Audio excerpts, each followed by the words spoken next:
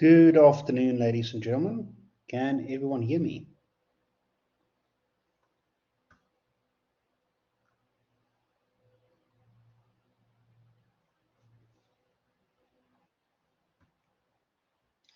How is everybody doing today?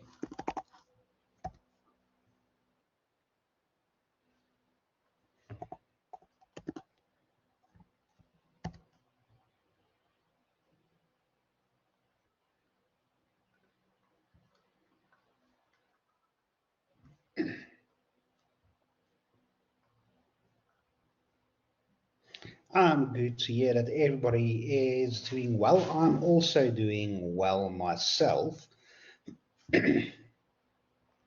So let me open up today's lecture slides.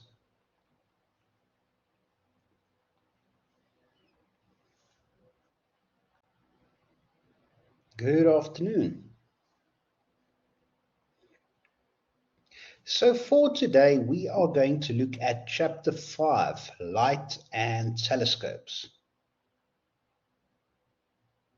So will we continue with online because it's very convenient, or face-to-face next week? From next week on, it will be face-to-face classes. Yes, Mr. Khan, you say you have a question?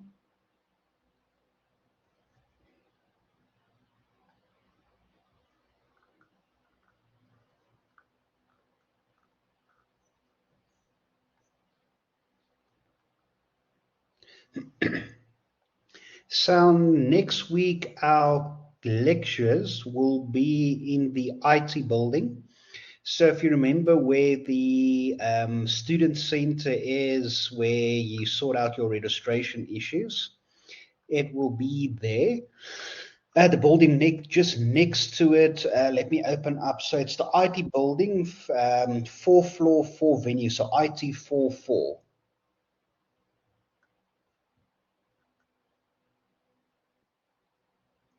It's a pleasure.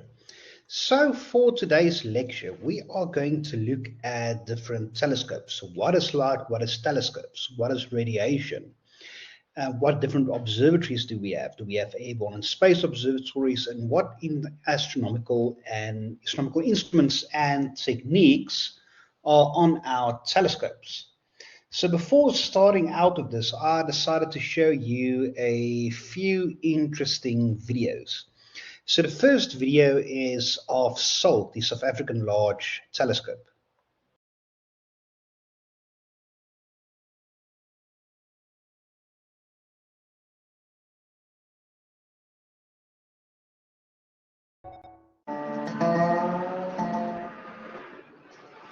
Two roads, a few houses. This is Sutherland in the Karoo Semi-Desert, a 5-hour drive from Cape Town. Guest houses here are named after planets or galaxies. And mock-up telescopes signal to any visitor that this is the place to be in South Africa for stargazers.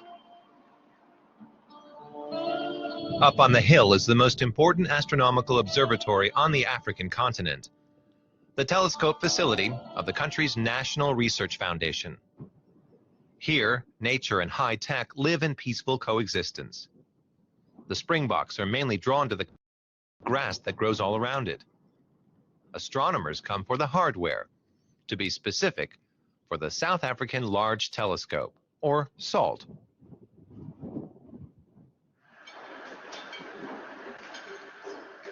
It's the largest single telescope in the Southern Hemisphere. Financed by several different countries, including Germany, this eye on the sky was completed in 2005. Made up of 91 hexagonal segments, its enormous mirror is 11 meters wide and 10 long. The segments have to be aligned correctly to 1/1,000,000th of a millimeter to bring images clearly into focus. Two things you can do with a really large telescope is you can look at very faint things, or you can look at brighter things but on very short timescales. And so it's interesting to study things that vary on timescales of minutes and seconds. And we can actually do that with all of our instruments, have that capability to do high-speed work. Researchers here can observe how compact star remnants absorb gas from companion stars, for instance. until they have so much mass that they explode as supernovas. Or watch as black holes suck in endless amounts of stellar dust. The astronomers want to investigate the universe more thoroughly. This spectrograph from the United States will soon get an arm with new measuring devices. They will allow it to collect data about thermal radiation from space. And it can observe regions hidden behind dust clouds. The instruments have to be mounted on this black beam. It's a complex device that follows the movements of the sky.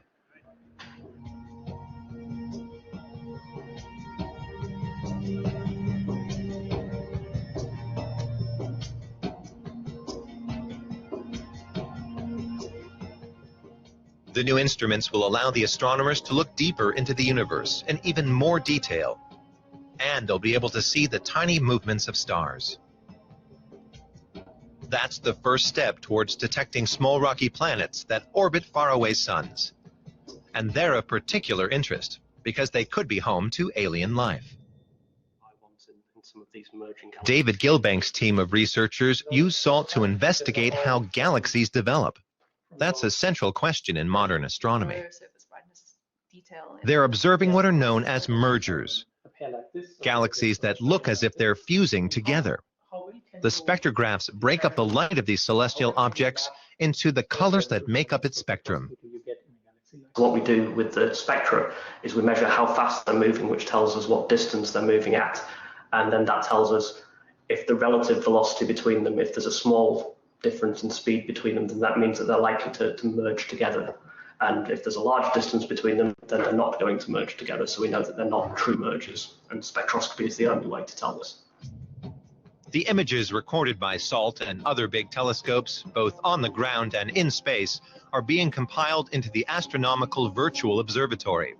It's a huge library that researchers all over the world can use, gleaning new knowledge from the trove of data to uncover the mysteries of the universe.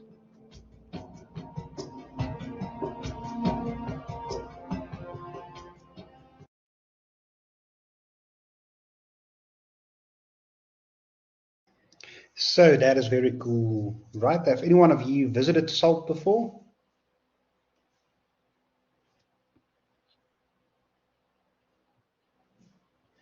So if any one of you ever have a chance, please do so. It will be an amazing experience. Then the next two videos I'm going to show you is from the Green Bank Observatory. I've spent a lot of time at that observatory. I see it as my second home. So let me show you these two videos.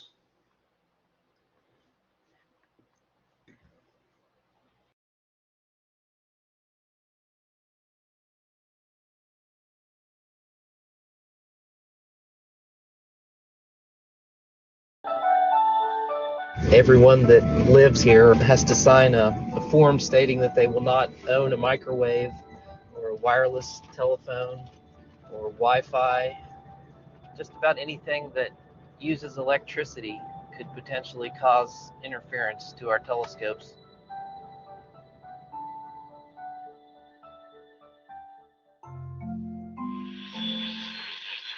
Mostly cloudy skies are in the forecast for tonight. Scattered showers are likely, a chance of isolated thunderstorms through evening. Lows tonight in the upper 30s to lower 40s. And this is where we get into some tricky weather. Tomorrow, mostly cloudy, a chance of showers during the day and into the evening. Green Bank and Pocahontas County in general, I think, is a very interesting place. It's very much anchored by a few institutions like the state parks and the wilderness area, the ski resort, the observatory. I'm Felix J. Lockman, and I'm the Green Bank Telescope Principal Scientist. I'm an astronomer on the staff here at the National Radio Astronomy Observatory in Green Bank, West Virginia.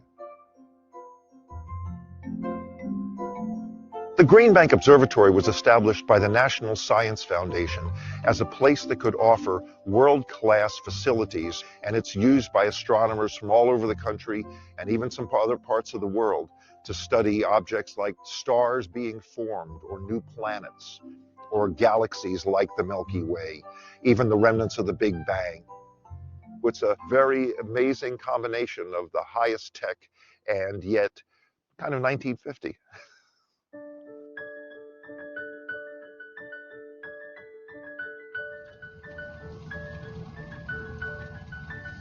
I was born and raised here in Pocahontas County and saw the telescope being built piece by piece every day as I drove by to school, essentially.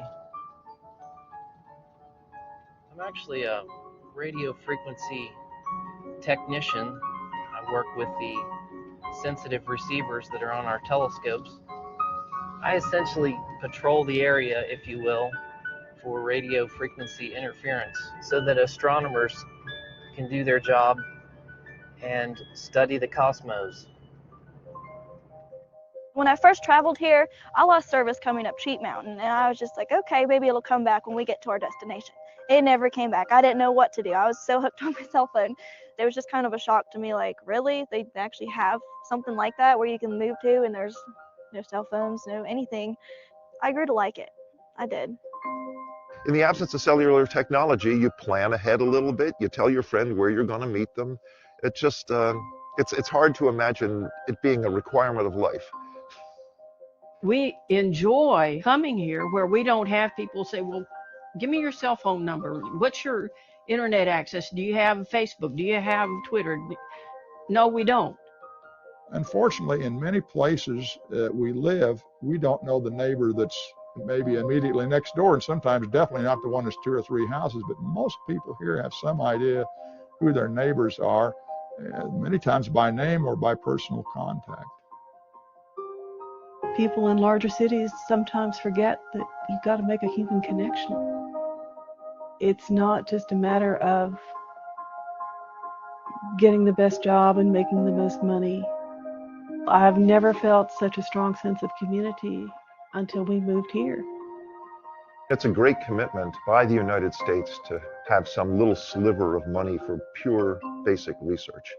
That amount has been decreasing in the last 10 years, and so we're really feeling the strain of that here now.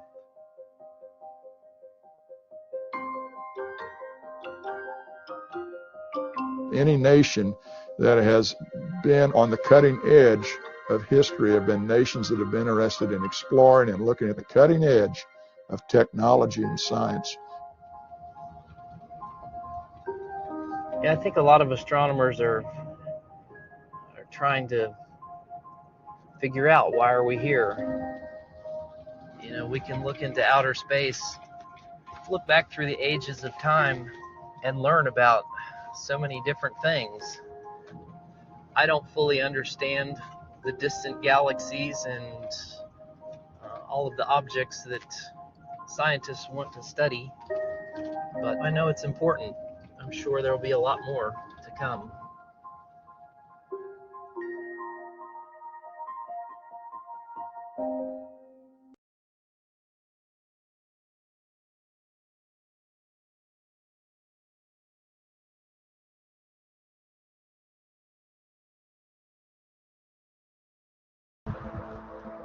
Drive long enough through beautiful West Virginia and you'll get to what is literally the quietest place in America.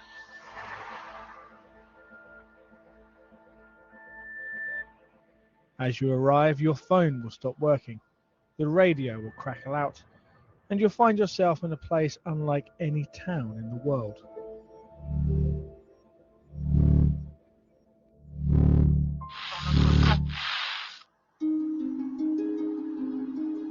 Welcome to Green Bank. Population 150. Things to do, not very many. But the research that takes place here could one day have a profound effect on the lives of all of us. The town is at the center of the US National Radio Quiet Zone. The rules are no mobile phone coverage, no strong Wi-Fi, nothing that might interfere with this, the Green Bank Telescope.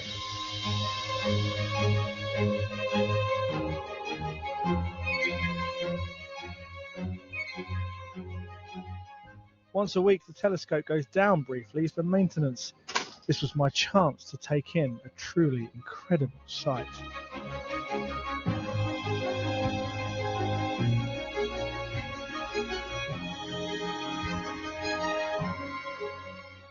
It weighs more than 7,000 tons. It's bigger than a football pitch. It can rotate in a full circle, and it has a very important job.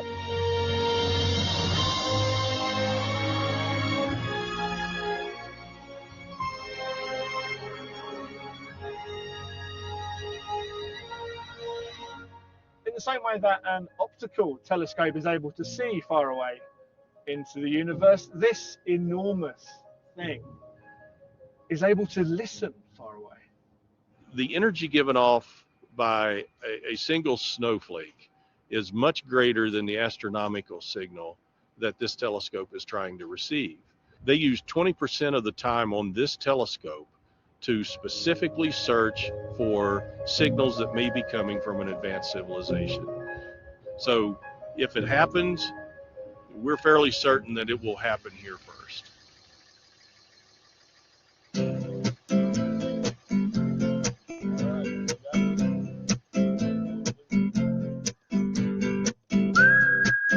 Back down on Earth, I meet Chuck.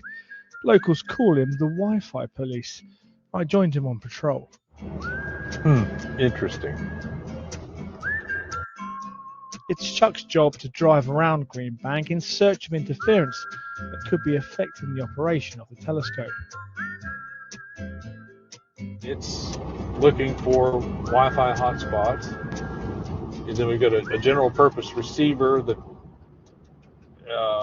is really the main piece of equipment we use when we're looking for interference. Then we got a bunch of junk underneath here. If you're thinking Chuck doesn't look like a particularly ferocious enforcer, you'd be right. In the battle of Chuck versus home Wi-Fi, the Wi-Fi has won. So now he just concentrates on the bigger signals.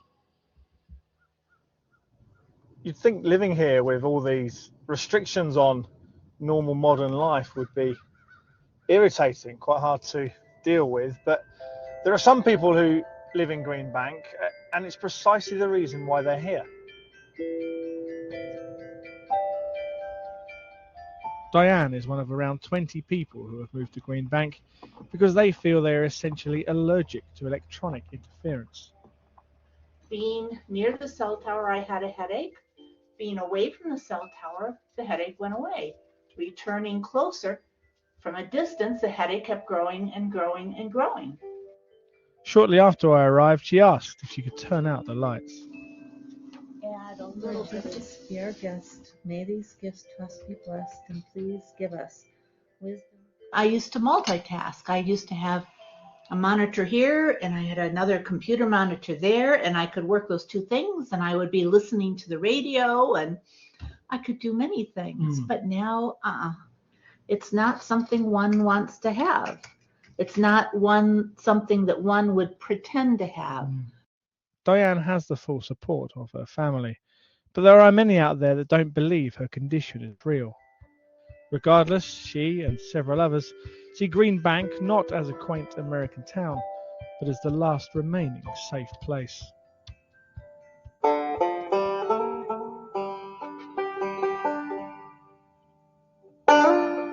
But that peace and quiet could be under threat. The US government has said it may no longer be able to afford the upkeep of the telescope.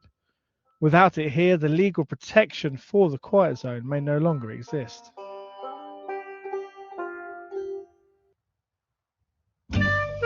Starts off hour number one of something different for this Tuesday night here on Allegheny Mountain Radio. Despite the restrictions, the town does have a radio station that broadcasts on a frequency that does not interfere. For a sense of how the town may change if the telescope was to go, I popped in and found a friendly face. Set short. There's some people would be just over the moon happy that we'll finally get cell phone service, but it's not going to change the fact that you can't put up a TV antenna unless you're up on a high mountain and pick up some local TV station. If you talk to the middle school kids, especially in Green Bank, they definitely wish that they did have cell service.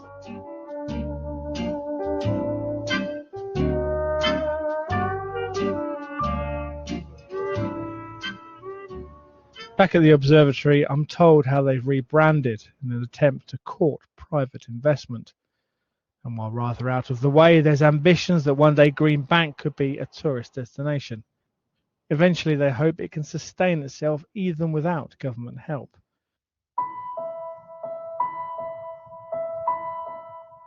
Coming here and seeing this great big thing, it really makes your imagination run wild. I mean, what if they were to hear something? What if they were to hear that aliens are out there communicating, perhaps even communicating with us? It would change everything, I think. So if you want them to keep on listening in that thing over there, then I suggest you try and visit Green Bank. I can promise you it's worth it.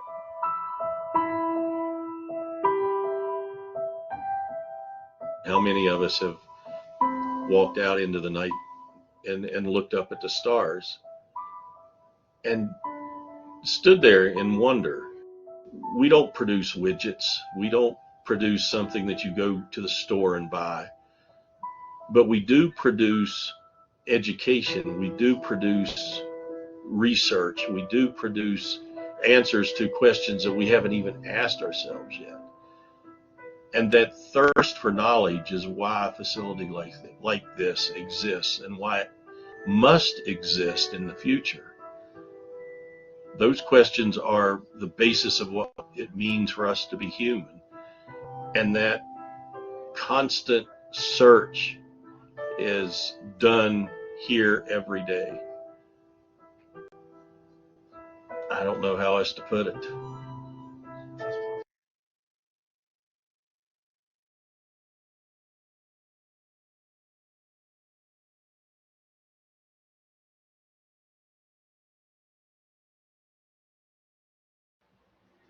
So what do you guys think about Green Bank?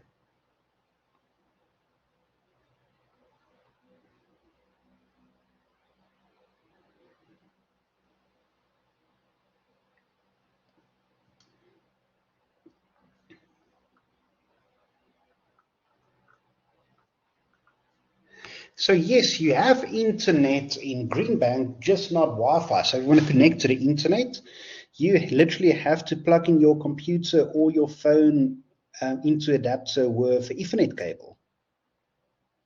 So yes, you still have the normal thing. So I spend a lot of time in Green Bank. So the easiest way, just use your computer with Ethernet cable. Then you are connected as normal. So Green Bank has a population of 150 people. So Green Bank also is in the Guinness World Book of Records, the most educated town in the world. How many PhDs do you think live in Green Bank?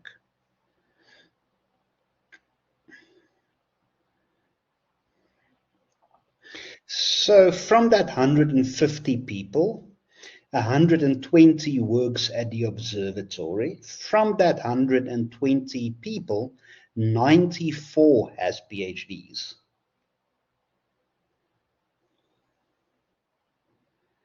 So it's considered the most educated town in the world.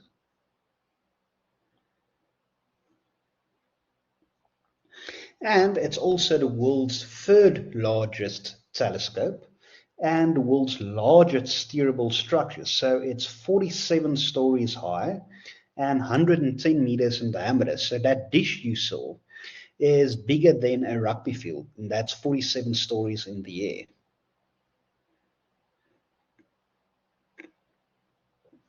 So the last video I want to show you is about light itself.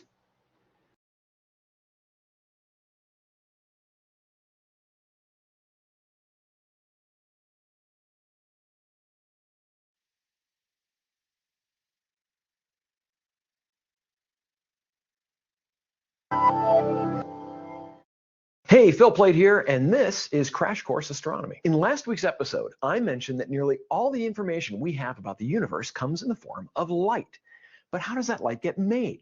What can it tell us about these astronomical objects?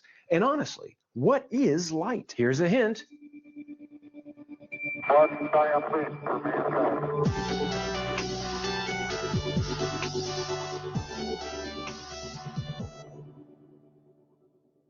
Light is a wave.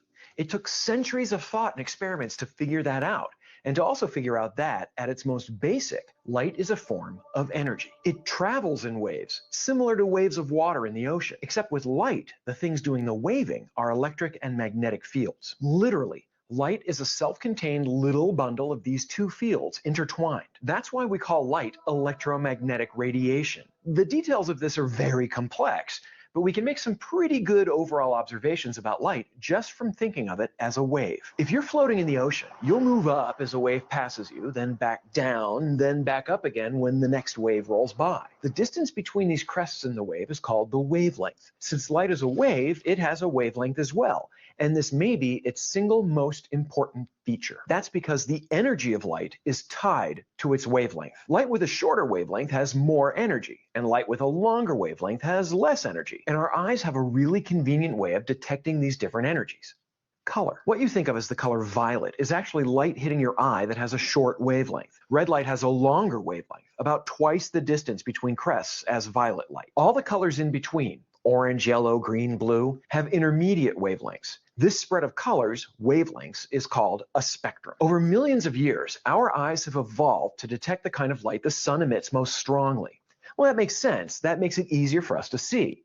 We call this kind of light visible light. But that's just the narrowest sampling of all the different wavelengths light can have. If light has a slightly shorter wavelength than what our eyes can see, it's invisible to us, but it's still real. We call that ultraviolet light. Light with shorter wavelengths than that fall into the X-ray part of the spectrum, and light waves with the shortest wavelengths of all are called gamma rays. At the other end, light with slightly longer wavelengths than the reddest color we can see is called infrared light. Light waves longer than that are called microwaves, and those with the longest wavelengths of all are called radio waves. These different groups don't really have hard and fast definitions. Just think of them as general guidelines.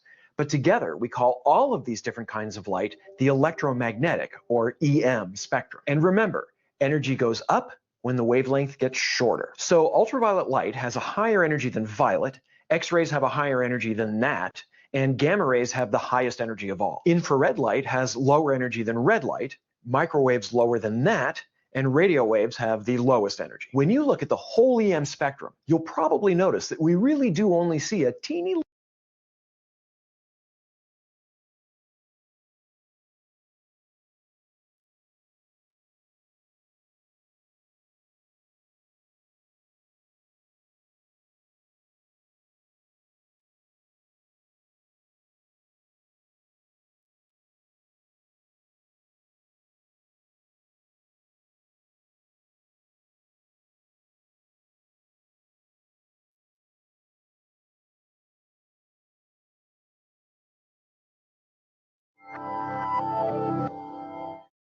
Hey, Phil Plait here, and this is Crash Course Astronomy. In last week's episode, light has lower energy than red light, microwaves lower than that, and radio waves have the lowest energy. When you look at the whole EM spectrum, you'll probably notice that we really do only see a teeny little sliver of it. Most of the universe is invisible to our eyes. That's why we build different kinds of telescopes, to detect the kind of light our eyes can't detect. They let us see a lot of stuff that otherwise we'd never notice. So you might be asking, how is light made? Well, one of the most basic properties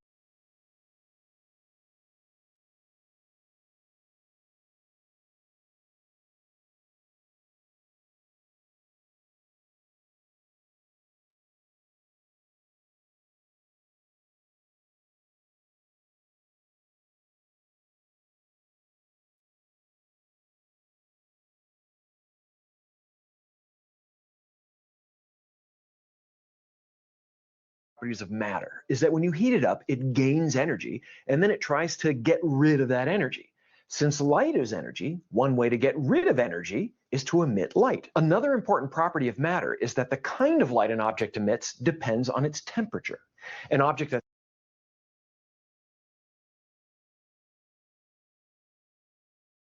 hotter will emit light with a higher energy, that is, a shorter wavelength.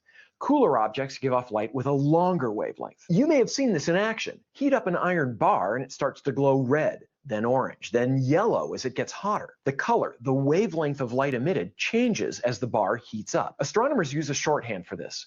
We say that light with a shorter wavelength is bluer and light with a longer wavelength is redder. Don't take this literally. We don't really mean more blue or more red, just that the wavelengths are decreasing or increasing. So in this lingo, ultraviolet light is bluer than blue and X-rays are bluer than ultraviolet. So objects that are more energetic, that have a higher temperature, are bluer than cooler, redder objects. This rule of thumb works really well for dense objects like iron bars and stars, even humans. You emit light, but it's in the far infrared, well beyond what our eyes can see. There are less dense objects in space too, like gas clouds, and the way they emit light is different. To understand that, we have to zoom in on them, way, way in, and look at their individual atoms. And to understand that, we need to take a brief diversion into atomic structure. Atoms are the building blocks of matter. In general, atoms are made up of 3 subatomic particles: protons, neutrons, and electrons. Protons have a positive electric charge, electrons a negative charge, and neutrons are neutral. Protons and neutrons are much more massive than electrons and occupy the centers of atoms in what's called the nucleus. Electrons whiz around the nucleus, their negative charge attracted by the proton's positive charge. The type of atom depends on how many protons it has in the nucleus. Hydrogen has 1 proton, helium 2, lithium 3, and so on up the periodic table of elements. It's common to think of the electron as orbiting the nucleus, like a planet orbits the sun, but that's not really the case.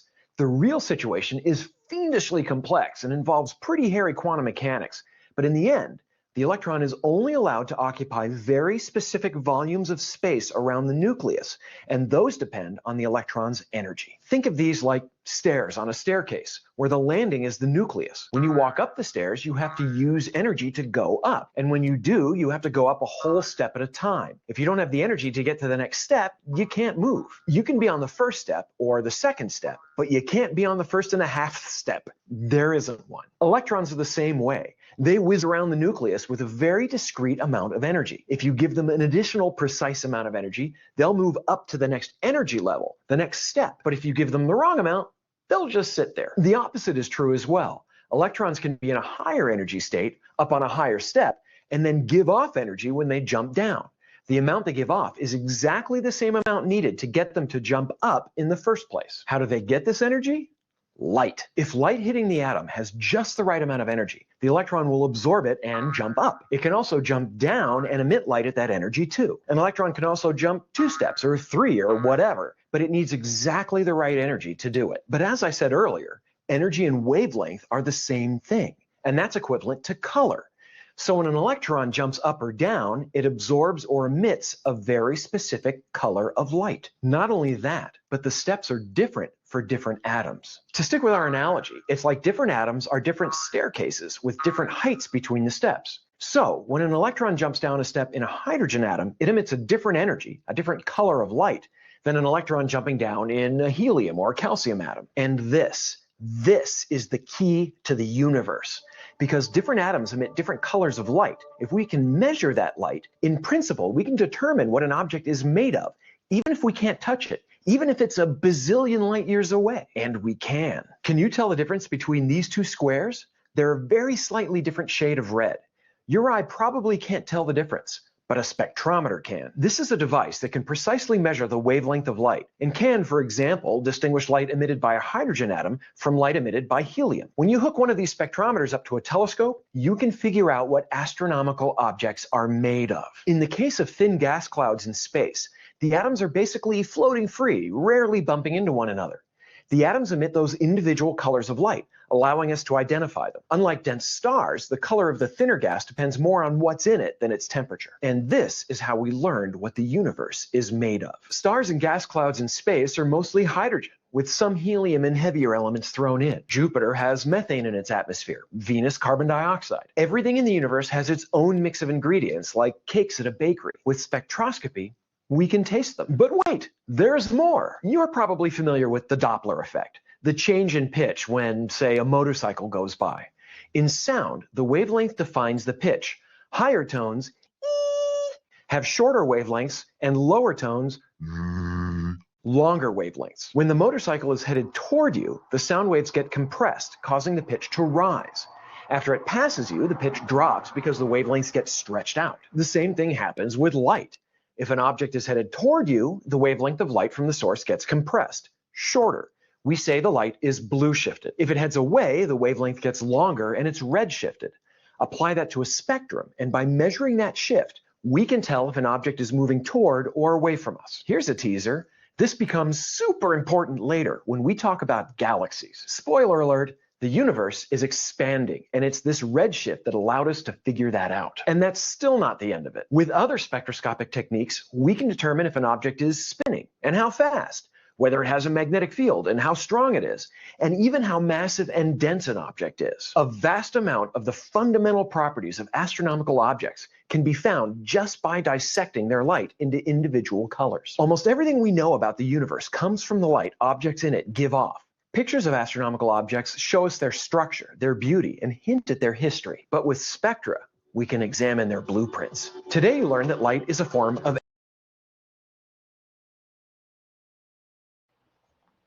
So that gives us a bit of an overview of what we are going to discuss in this set of lecture slides and this chapter.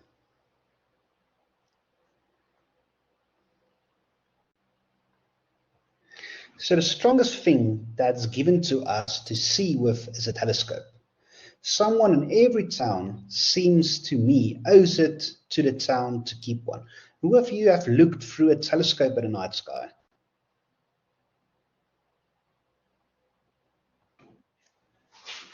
So that is something very awesome to do. So there's a society on campus, Blue Crane Space, and at some point they will host a stargazing evening.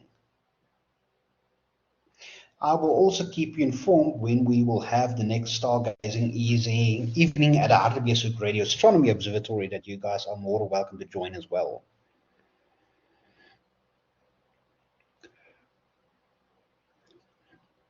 So telescopes gather and focus light. So you need to study what light is, how it behaves, on your way to understanding how telescopes work. You will learn about telescopes to capture invisible types of light such as radio waves and X-rays, enabling astronomers to put together a more complete view of celestial objects. In this chapter, we will investigate what is light, how do telescopes work, what are the powers and limitations of telescopes, what kind of instruments do astronomers use to record and analyze light gathered by telescopes, and finally, why must some telescopes be located in space?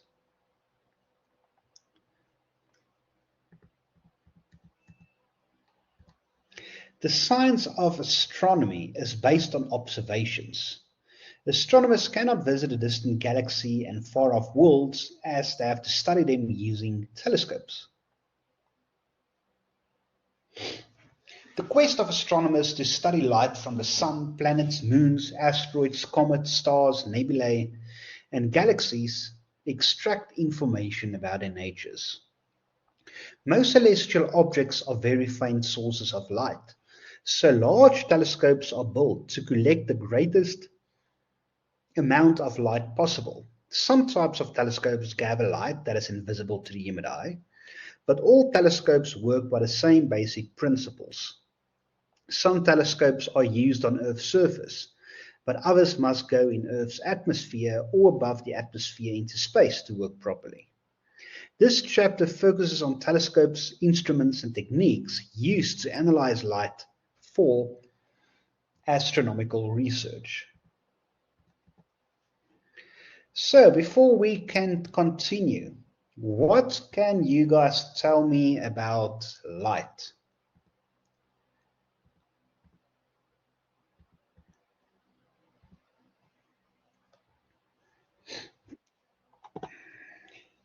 It's a wave, yes, that is correct. It's a particle as well. So it is both a light, a wave, and a particle. What else?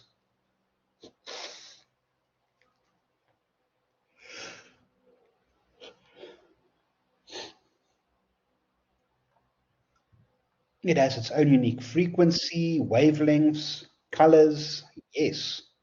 Energy, photons, yes.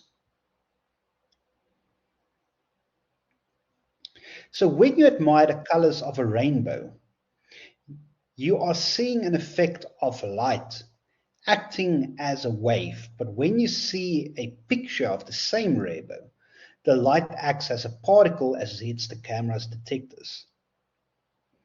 Light has both wave-like and particle-like properties, and how it behaves depends partly on how it is treated. So you're probably all familiar with the electromagnetic spectrum. Who's not familiar with the electromagnetic spectrum?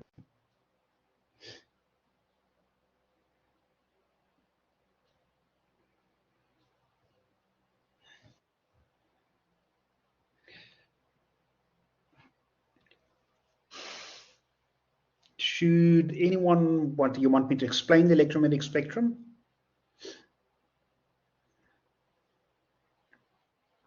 Okay, so briefly. So basically how the electromagnetic spectrum works is this image we have below. So on the one axis, we have the physical wavelength of a signal or wave. And on this, we have the frequency. So frequency and wavelength are inversely proportional. So that means the smaller their wavelength, the higher the frequency. Or the lower the frequency, the higher the wavelength. And this is how it will look like. So here on the longer part, we have low frequencies and long wavelengths as radio waves. And on the other side, we have high frequencies and short wavelengths. And here in the middle is the visible light part of the spectrum. So with visible telescopes, or optical telescopes as we call it, we can only observe the optical part of the spectrum and a bit of the infrared part. But for the rest, we need radio telescopes designed to look at the other parts of the electromagnetic spectrum. Does that make sense to everyone? Awesome. And then let me get the whiteboard out. So something interesting also about the electromagnetic spectrum. It comes in pairs. You have a magnetic field and an electric field. So let's say this is the magnetic field. This is the magnetic field, so that goes in that direction, and we call this the electric field. So the electric field will look something like this. And to put it in perspective, if we have our axis, we call this the x-axis, and that the z-axis, and this the y-axis in three-dimensional space. Then our electric field will work in the xy plane, up and down, and our electric field, sorry, that's electric field, we call this the magnetic field, will work in the y plane. Does that make sense? So you have these two waves and they are 90 degrees out of sync.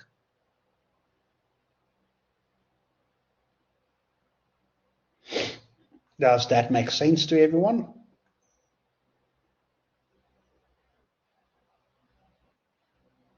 So I'm going to try, so this one will be like this, and on that axis, and then this one will be on the y-axis.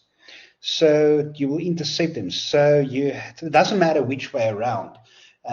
One will be 90 degrees from each other. So one thing is with the electromagnetic field and electromagnetic system is you cannot get these two separate. When you have an electric field, you will have a magnetic field. And when you have a magnetic field, you will have an electric field. And that is also one of electromagnetism. So that's also why electricity works. So let's say you have two wires next to one another, and you have an electric current flowing in the one wire. So you have electric current flowing in one wire, that will cause a magnetic field. That magnetic field in a wire next to it will induce an electric field, and that electric field will induce, again, a magnetic field. So that is where interference comes from as well. Does everyone understand this? Does anyone need a different explanation?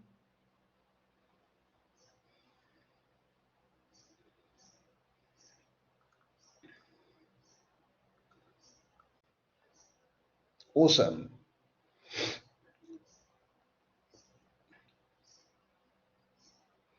So some people are wary of the word radiation, but that involves a common misconception. Radiation refers to anything that radiates from a source.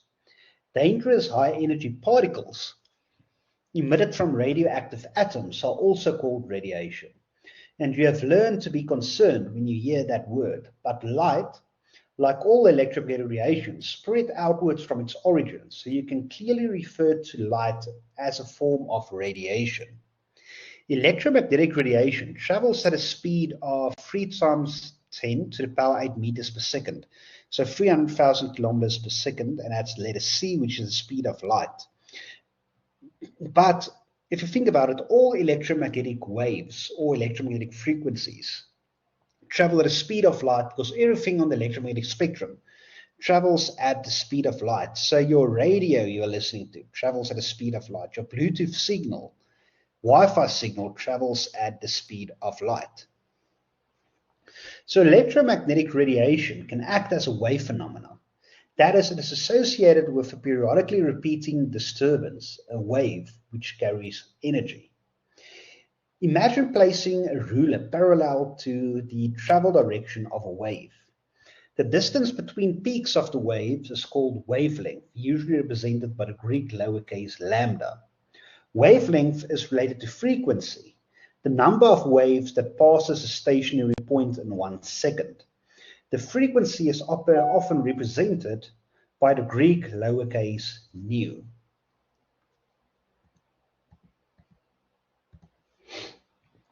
Do you guys know how to interpret a wave, or would you like me to quickly go over that as well?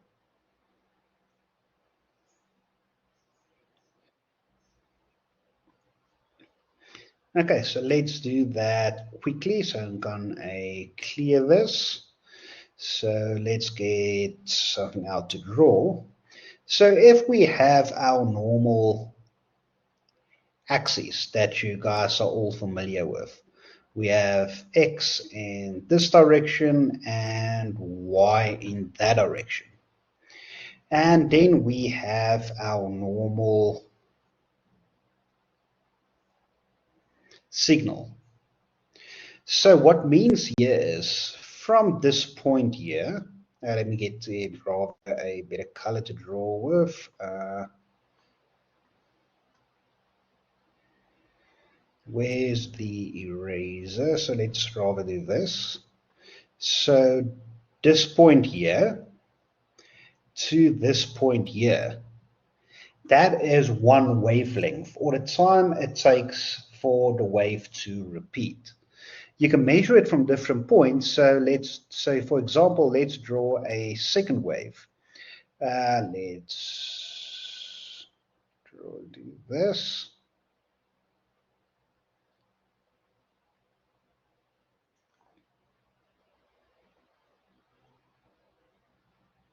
Yes, so that's the period for when it repeats. But a wavelength is 1 divided period. So when it takes to repeat, that's the period. Like you said, you are correct. And the wavelength is 1 over the period. And so that is what we have. And then on the y-axis, so how high this is, that is our amplitude. So the higher the amplitude is, the stronger the signal. So if we have so let me redraw this to explain it a little bit better.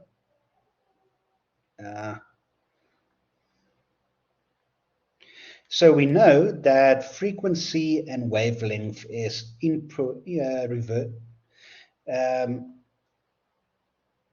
inversely proportional. So that means if we have a signal or wave that looks like this, and we have another one that looks like this, which is the one that have the short wavelength.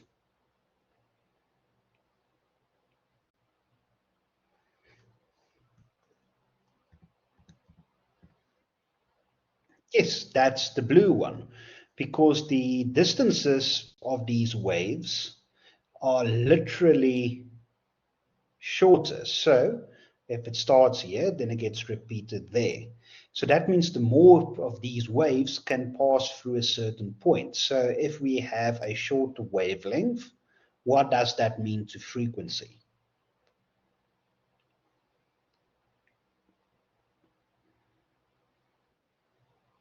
Yes, a higher frequency.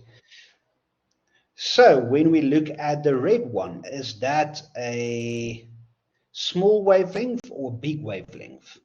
So from here to here. Yes, and what does that mean to our frequency? Yes, that's a lower frequency, and that is exactly how it works. And to bring astronomy into this, or even your own cell phones into it, or radio, I don't know if you guys realize that, but let me draw this from scratch. So here is our axis, so here is our x-axis, here is our y-axis, and here we are drawing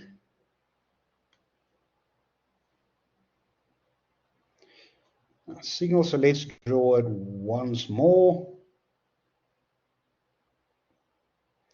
Okay, if our signal looks like this, how much information do we need to pick up the signals? Let's say we want to pick an antenna that picks up the signal. How big or large or how small does our antenna need to be?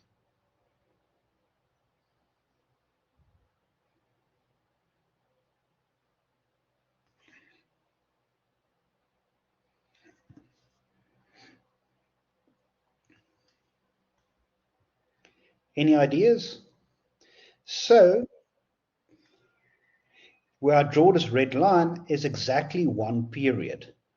So what theory tells us, if we want to pick up a certain or specific signal, our antenna needs to be at its biggest, as big as one wavelength, or at least the size, a quarter the size of the wavelength. Because if we know a quarter of the size, by making use of math, we can determine where the other quarters is, and then we can recreate the signal. So if we need an antenna, your antenna, if you want to pick up the entire signal, it needs to be physically the size as one wavelength, or you just need to pick up a quarter of the size of a wavelength, and then by making use of math, you can reconstruct the rest of the signal, and you can pick up your signal. So therefore, your radio signals, your radio antenna, it's physically the size of the antenna is physically the size of a quarter wavelength. Your cell phones, the antenna inside your cell phone is physically the quarter the size of the signal it needs to pick up. Your Bluetooth and Wi-Fi works exactly the same principle. So if we have a telescope and we would design it to pick up certain bands or certain ranges of the electromagnetic spectrum, our telescope needs to be the size to pick up 1/4 wavelength of the object we want to observe. That is just something interesting. Do you guys realize that?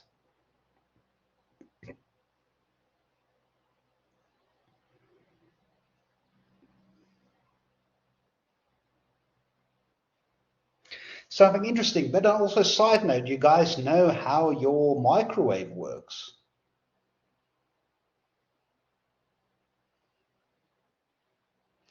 Did you guys, so at what frequency does Bluetooth and your Wi-Fi operate?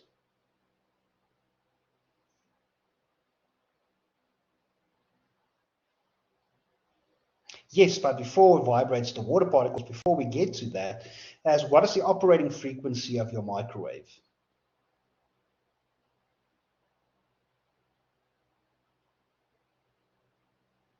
It's the same as Bluetooth. So your microwave and Bluetooth and Wi-Fi operates at 2.5 gigahertz. So why does your microwave heat up food but your cell phone doesn't?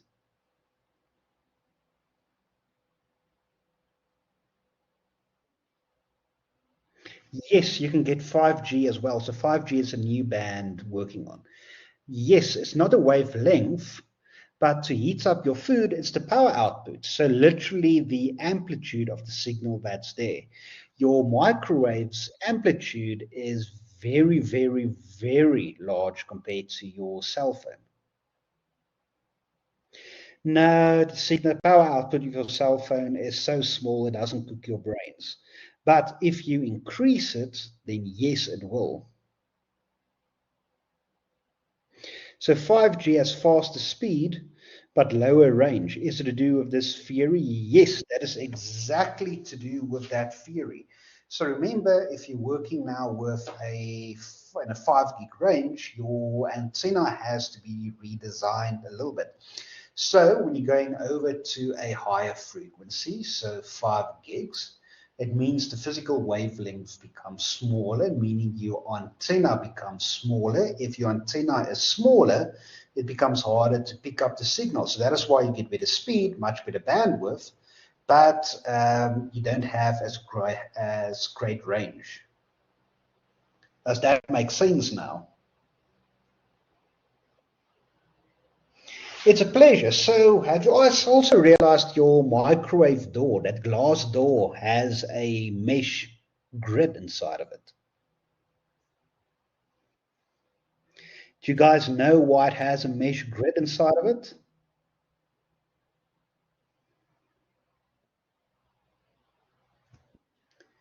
That is for the microwaves not to escape and not do anything. So let's escape and not do anything. So let's redraw our sketch. Okay, so whiteboard again. Let's clear this.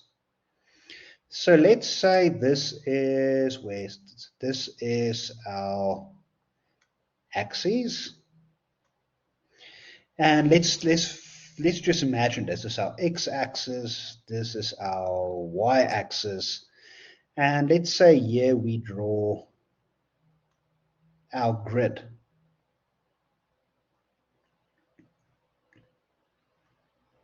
Badly drawn, but you get the idea. So let's say we have our first signal. Here is our signal. So when we look at a physical size of our wavelength, this is a bit out of proportional drawn to get ideas. This wavelength bigger than the openings in the grid over here.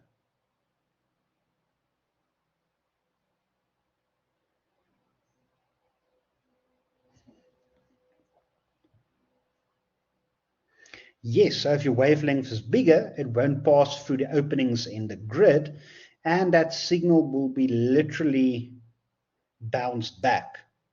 But if we have a different signal with a smaller wavelength,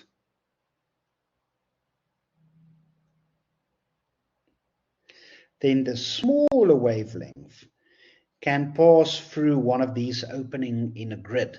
So with a microwave, though, that grid you see is too small for a microwave to pass through. So the microwave inside the microwave oven basically sees it as a solid surface. It gets reflected back and it heats up your food. Does that make sense?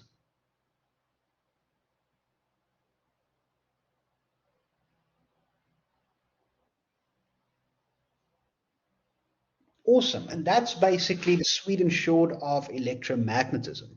how it works, and how we can create it. So when people, I hate people coming up with the conspiracy theories about, oh, 5G is putting a chip in you and all that conspiracy theories and mind control. That's rubbish. The only thing 5G is working, it means you're now working with a higher frequency. So if you want to know 5G, how it, what is its physical wavelength, you take the frequency, you take 1 divide the frequency. So 1 over frequency. So if we says, how does Wi-Fi travel through objects? That's exactly how it travels through objects. So let's take 5 gig for example. So it's 1 over 5. How many zeros is a gig?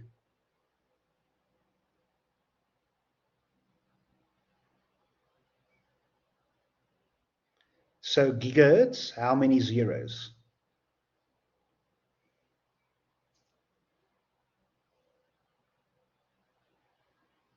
So kilohertz is 3,000, is 5,000. Yes, you are correct, Connor. So megahertz is another 3 zeros. Gigahertz is another 3 zeros. Now, if you say 1 divide this number, what do you get?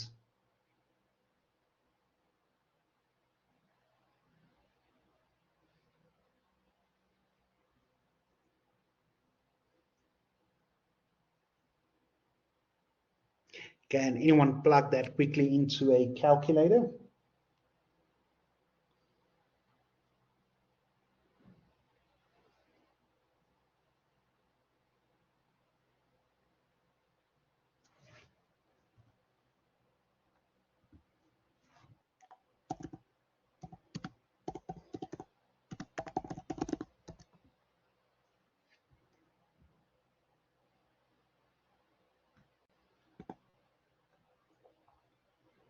Yes. So wouldn't it be CF or wavelength F 1 over F? Sorry, 1 over F is the period. Sorry, you are correct. It's C over F.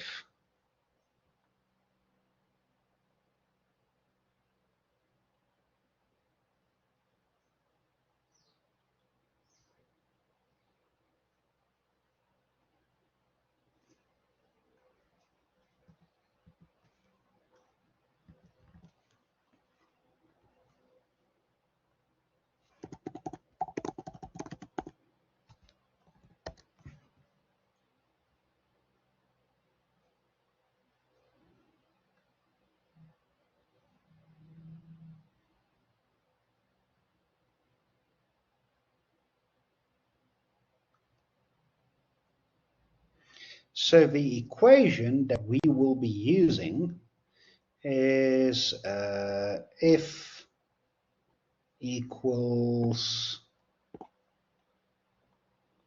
C over lambda, where lambda is the wavelength, F is the frequency, C is the speed of light. So if you plug this into our equation and we look at 5 gigahertz, for example,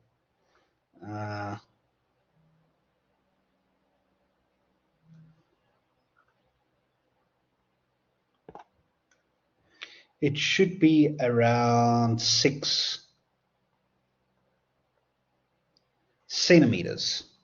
So that means our physical antenna, yes, you can put it in a formula sheet, but this is just for your own information. So I'm not going to ask you to calculate something of frequency. So 6 centimeters, we need a quarter of that. So that means our antenna, what is a quarter of 6 centimeters? That's 1.5 centimeters. And that's our physical antenna. So that's what we need to pick up 5 gigahertz. But it's coming about objects. So with our objects, it depends on how strongly are the molecules bound. So us as humans, we are 70% water. The molecules is not tightly bound, so that means the radiation can just go straight through. But if you have more tightly bound atoms, such as concrete and lead, then signals are struggling to penetrate through it. But this was just something interesting to show you how electromagnetics works. So let's go back to our lecture slides.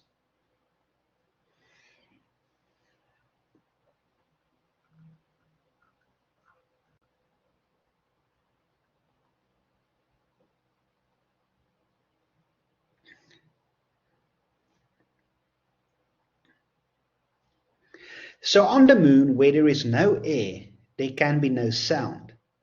In contrast, light is made up of electric and magnetic fields that can travel through empty space. In other words, unlike sound, light does not require a medium and can travel in a perfect vacuum. So one difference between sound waves and electromagnetic waves is sound waves needs a medium to propagate through, where light doesn't need a medium to propagate through. So that is why in space there are no sound, because space is a vacuum, so there's no medium to propagate through, meaning there's no sound in space. So who of you are sci-fi fans? Star Wars, Star Trek? So I know in the movies they have awesome space battles, but one thing they have wrong, you won't hear any explosions in space because there's no vacuum.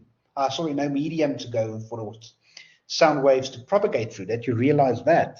So that would probably spoil a lot of sci-fi movies in the future.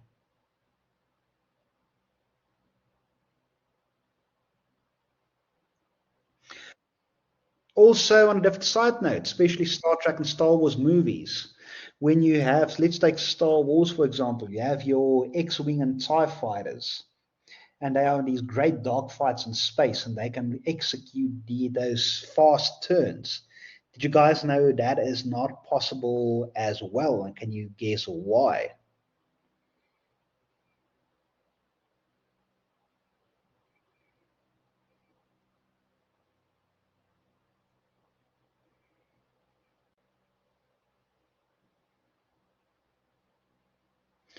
So what you need is to execute a fast turn is air resistance and friction.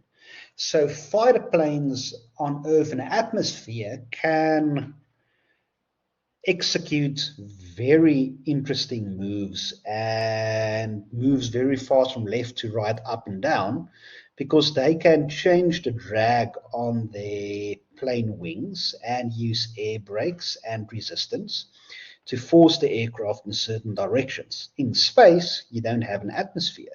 So that means in space, you won't see those awesome dogfights because there's no atmosphere to use and the advantage for maneuverability. So that's just also something else to think about, or what you can take in mind for future sci-fi movies.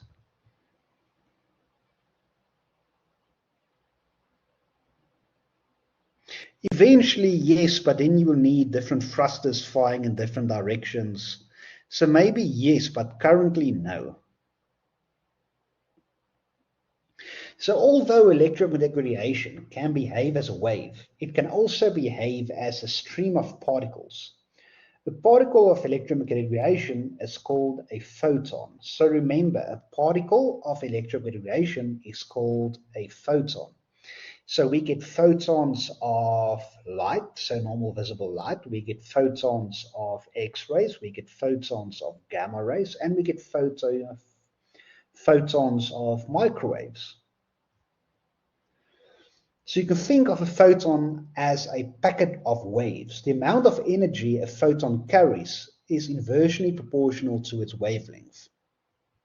So notice in the equation that there's a relationship between the energy of a photon, which is a particle property of light, and a wavelength, which is a wave property. The inverse proportion means that as lambda gets smaller, E gets larger.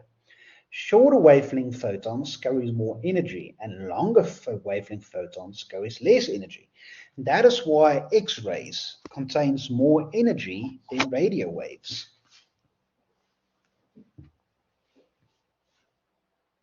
So when we look at our own atmosphere, and if we plot the electromagnetic spectrum on top of it, we only have two windows from ground-based observatories that we can use to observe the universe.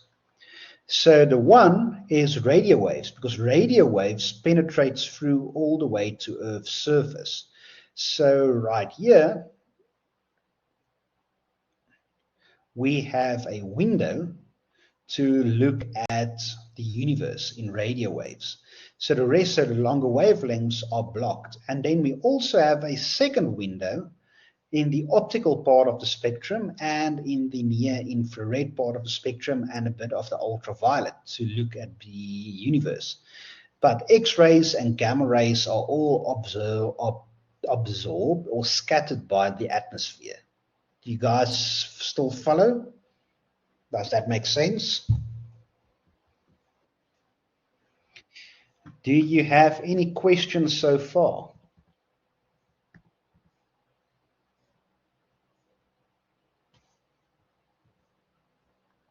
Okay, so let's continue. So the average wavelength of visible light is about 0.005 millimeters. Roughly 50 light waves would fit end to end across the thickness of a sheet of household plastic wrap. Scientists usually give the wavelength of light using nanometer units, equal to 1/1000th of a meter. Another unit that astronomers commonly use is called the angstrom, named after Swedish astronomer Anders Jonas Angstrom. 1 angstrom is 10 to the power minus 10 of a meter, so 1/10th of a nanometer. The wavelength of visible light ranges about 400 to 700 nanometers. So for a test or an exam, I could, for example, ask you what is a different measure for the wavelength of light, and you can say it's an angstrom. So only visible light, some shorter wavelength infrared and some radio waves reach Earth's surface through wavelength bands called atmospheric windows. Obviously, if you wish to study the universe from Earth's surface, you have to look through one of these windows. So to do it, and let's talk about different telescopes design. So this is where this lecture is building up to, is how do we look or create telescopes to look through these windows. So the easiest ones we look at is optical telescopes. And in optical telescopes, we have refracting telescopes and reflecting telescopes. So astronomers build telescopes to collect light for analysis from distant faint objects. This requires very large telescopes, plus careful optical and mechanical engineering work. So you can understand these ideas more completely by learning about two types of telescopes and their relative advantages and disadvantages. Light can be focused on an image in one of two ways. Either one, a lens refracts or bends light passing through, or two, a mirror reflects or bounces the light off its surface. So here we can see two different telescope designs. So when looking at these two images, which one is which?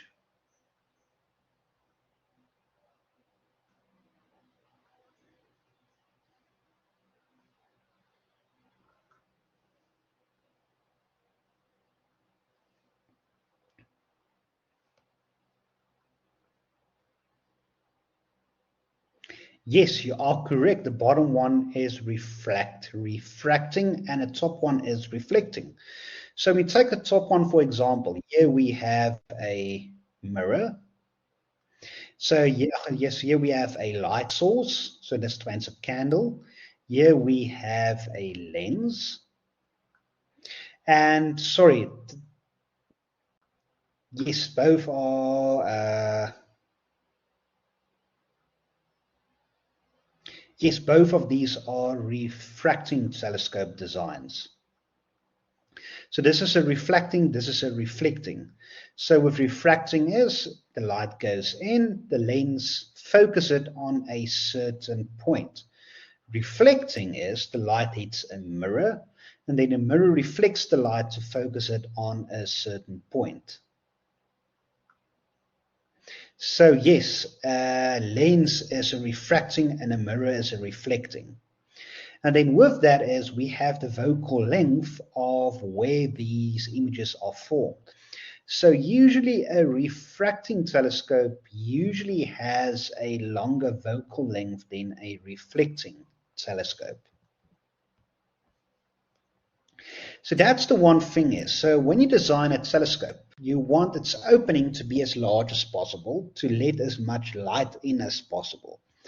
And so usually the bigger the opening, the more light you can get in, and the more sensitive objects you can see. And then where your image is being formed, so either by refracting or reflecting, then you have a separate lens, or called the eyepiece, that magnifies this image, and that's the second part of the telescope. Are you guys happy with this explanation?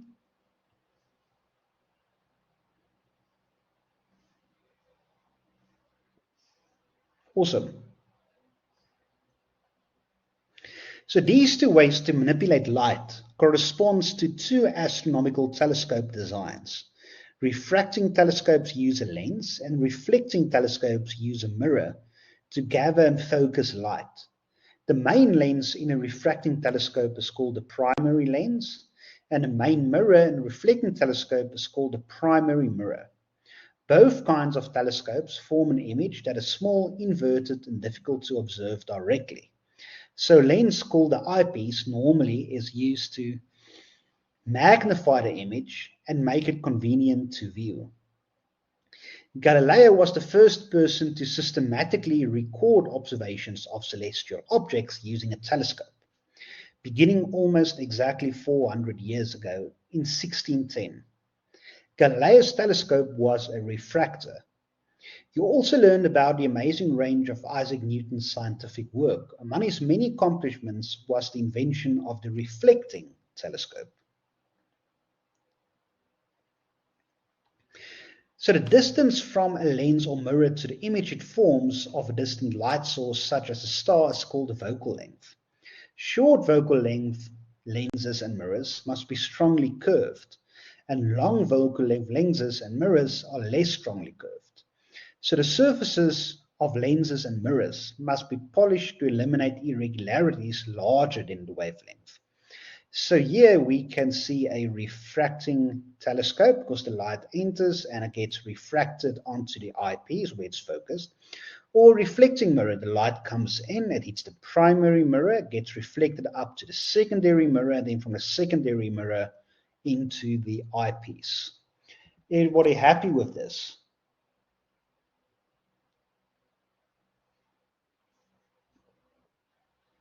Awesome.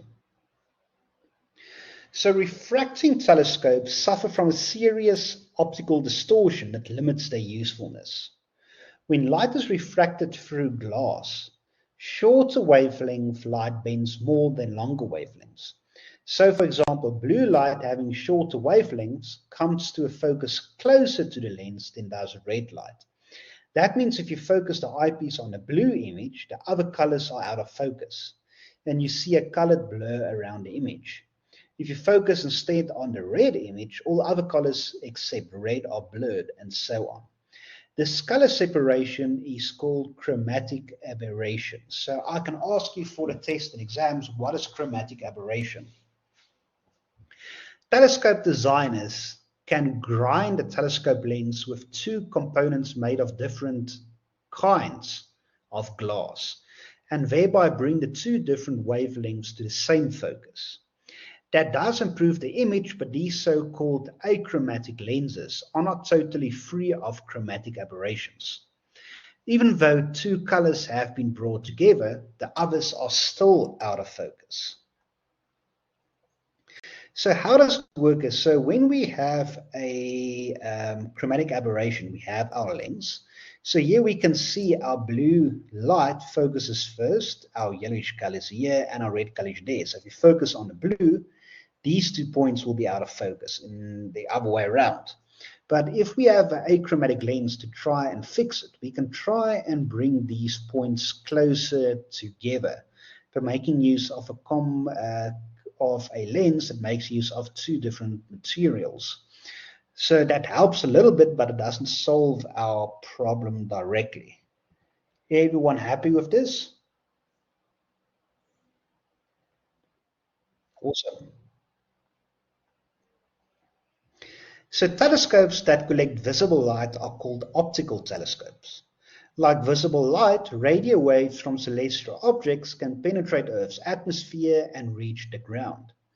Astronomers gather radio waves using radio telescopes that resemble giant TV satellite dishes. It is technically very difficult to make a lens that can focus radio waves, so all radio telescopes, including small ones, are reflecting telescopes. The dish is the primary mirror.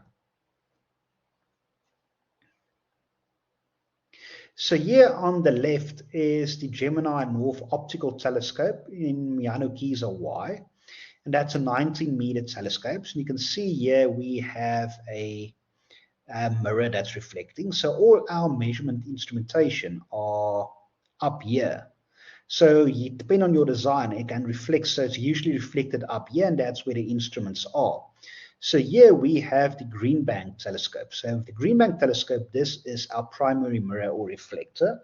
The light gets reflected up to a sub-reflector that's over there, and then from the sub-reflector down to where our instruments are or receivers are located. Everybody happy with this explanation?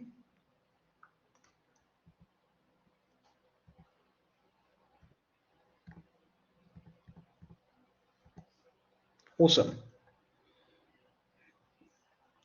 So astronomers use the term seeing to refer to the amount of image blurring due to atmospheric conditions.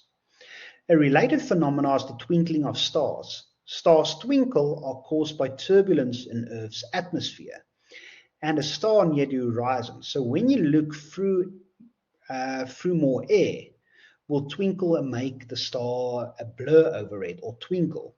So here in image A, we can see stars are so far away that the images are points. But the wave-like characteristics of light causes each star image to be surrounded with diffraction fringes, much magnified in its computer models. And then in image B, two stars close together, close to each other, have overlapping diffraction fringes and become impossible to detect separately. So how do we improve a telescope? So if we know you have a good telescope, you try to distinguish these 2 points better. So gathering light is like catching rain in a bucket. A large diameter telescope gathers more light and produces brighter image than smaller telescope of the same focal length. So when you have a larger opening, you can collect more light and a better sensitivity you can see.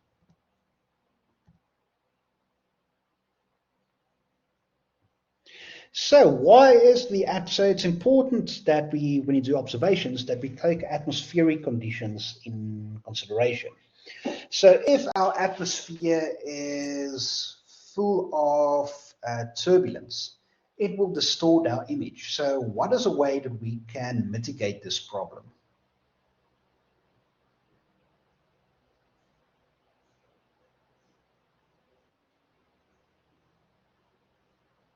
Yes, but society doesn't have an big, so it has a bit of influence, but not a big influence on weather patterns. So if the atmosphere is stable or not.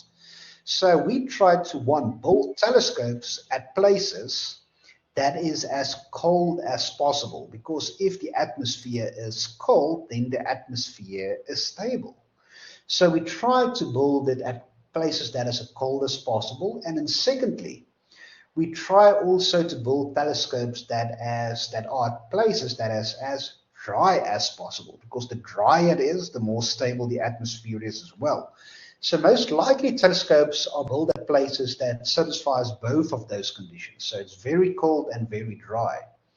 And then the third thing is you can literally build your telescope as high up on a mountain as possible, that it's above the water vapor line in the atmosphere, and then the atmosphere becomes more stable as well.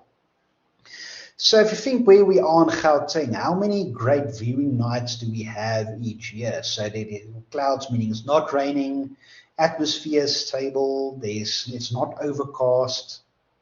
How many nights do you think we have per year in Gauteng?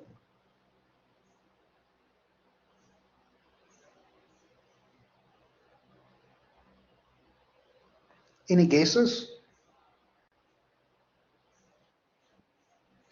So we have about 60 to 70 good viewing nights out of 365. So that's not a lot. But if we move over to Sutherland, where SALT is located and a few other telescopes, how many great viewing nights do you think we have in Sutherland per year?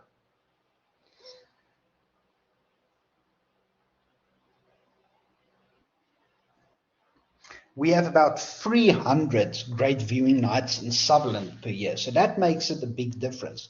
And the only thing in Sutherland is it satisfies all three conditions. It is dry, it is cold, and it is high above sea level. So to put this into perspective, the image, this is the same object observed.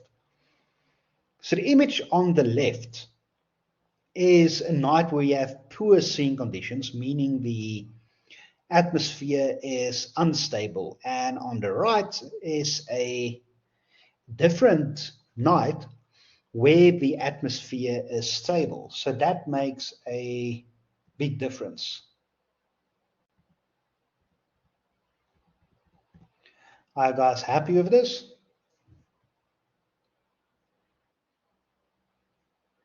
Awesome. So I think our class is ending 5:15. So I think let's call it for today. I will see you all next week, Monday, in person at IT44. I will remain active for another minute or two if you have any questions. Otherwise, have a wonderful evening. Good luck the rest of the week, and I will see you all next week.